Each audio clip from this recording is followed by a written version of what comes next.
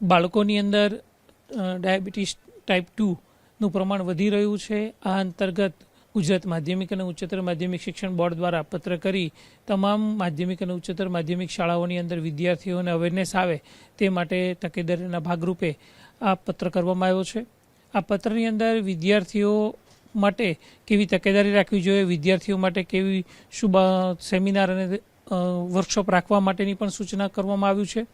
4 થી 10 વર્ષના બાળકોની અંદર જે ખોરાક મેળવે છે તેની અંદર ખાંડનું પ્રમાણ 13% જેટલું જોવા મળ્યું છે, જ્યારે 11 વર્ષથી 18 વર્ષ સુધીના બાળકોની અંદર ખાંડનું પ્રમાણ 15% ખોરાકની અંદર જોવા મળ્યું છે, જે પ્રમાણ 5% જેટલું હોવું જોઈએ। એટલે પ્રમાણ ખૂબ જ વધુ હોવાને કારણે વિદ્યાર્થીઓને સ્થૂળતા અને દાંતના ગંભીર રોગોની સમસ્યાઓ સર્જાઈ રહી છે। આ ઉપરાંત વિદ્યાર્થીઓ જંક ફૂડ અને ઠંડા પીણાનું પ્રમાણ વધારે છે, આના કારણે વિદ્યાર્થીઓની અંદર સ્થૂળતા વધી રહી છે।